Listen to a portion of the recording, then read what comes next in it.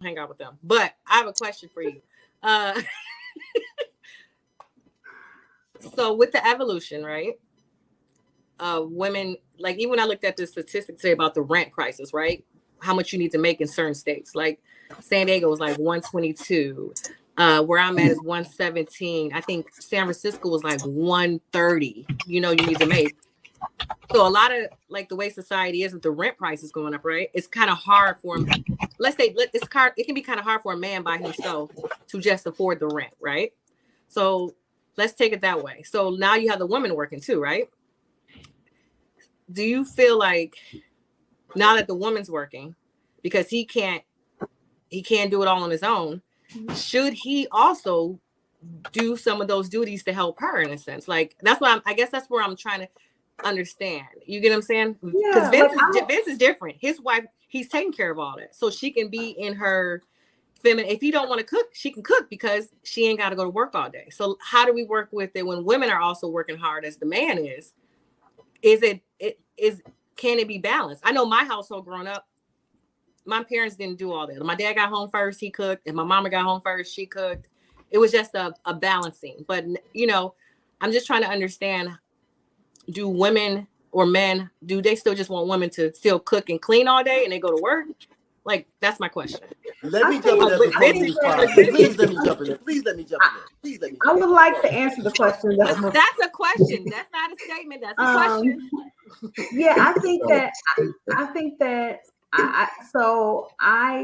that obviously it's gonna probably look a little different household to household, but at the same time, I think it's disingenuous a little bit, not from you, but just in general. I think it's disingenuous that we, as women, we put up a fight about these traditional gender roles because we are working now, you know, working these industries where sometimes we're working long hours as well, you know, more demanding jobs. So we feel like now that this is the situation, we should no longer have to hold those traditional roles.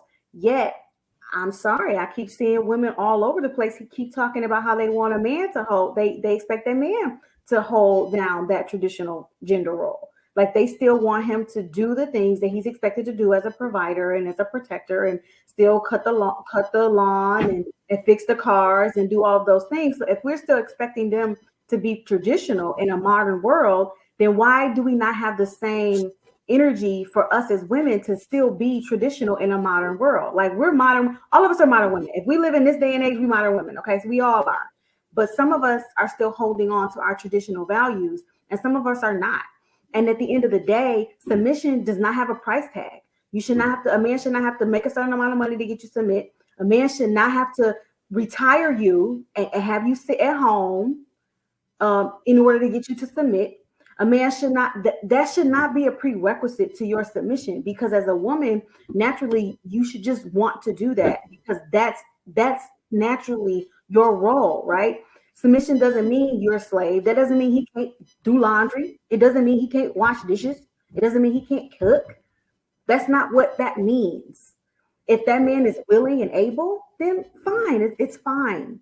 But I don't know why we kind of keep getting hung up on that conversation. I don't know why that seems to be a stalemate for us, because at the end of the day, you know, as women, we are nurturers. To be honest, we're just better at those things than men are. In a lot of cases, there's some outliers, sure, but we're better at those things than men are in a lot of cases because it comes natural for us. So I don't even understand why, as women, why all of a sudden we're saying we don't want to do the things that we were literally born and bred to do, the things that were literally built into our DNA. Now we don't want to do those things. So you didn't answer the question. I get your question, but it doesn't make it does. I'm asking you if a woman is literally, I'm just using extreme outlier. A woman is a VP at a company. Her husband's, let's say he's working at a VP at a company too. They both power company. When they get home, I just think it should be a little bit more balanced. If he gets home first, he cooks. If she's not home, you clean. That's all I'm saying. I think a lot of women are just, I've dated man recently now. A lot of them don't be cooking. They'll wait till I still get home. Like, why you didn't cook before I got home? Like, okay, well, hold on. I think that's what, it's not about nobody. I don't have a problem with cooking and cleaning and all that stuff. That's not the issue. My issue, if I'm not home and I'm working, why my plate not made when I get home?